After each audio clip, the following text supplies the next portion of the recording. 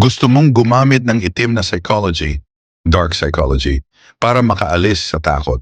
Ang tamang paraan dito ay hindi para manipulahin ang iba, kundi gamitin ang mga dark tricks laban mismo sa sariling isip, para i-hack ang utak mo at gawing sandata ang takot. Dark psychology tactics laban sa takot, fear reversal. Gamitin ang takot bilang gasolina. Sa halip na iwasan, isipin, kung natatakot ako, ibig sabihin may oportunidad akong maging mas malakas kaysa sa kahapon. Mas malaki ang takot, kaya mas malaki ang reward kapag hinarap. Worst case scenario immunity. Isipin ang pinakamasamang pwedeng mangyari. Halimbawa, mapahiya, pagtawanan, umalpak.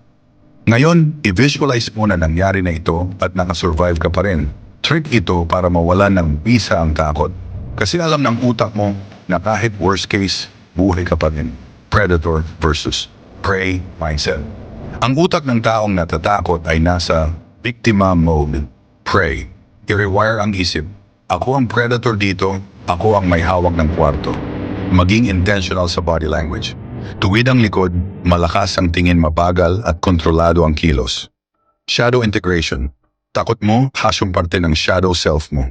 Kung tatakasan mo ito, mas lalakas siya. Kung yayakapin mo ito, nagiging lakas siya. Sabihin sa isip, ang takot ko ay hindi kaaway, ito ang kalasag ko. Dadalhin ko siya, hindi niya ako dadalhin. Desensitization ritual. Araw-araw, piliin ang isang maliit na bagay na kinatatakutan mo at gawin ito. Ngumiti sa estranghero, magtanong, kahit simple lang, magsabi ng opinyon, kahit kabado. Sa dark psychology, ito ang tawag na systematic exposure. Unti-unting pinapatay ang bisa ng takot. Reframe with dark logic.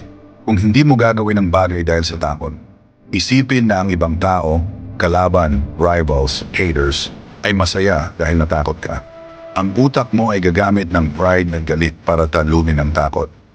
Dark secret takot ay hindi mawawala, pero pwede mong gawin siyang alipin. Sa dark psychology, hindi mo pinipigilan ang takot, ginagamit mo siya bilang utos para kumilos.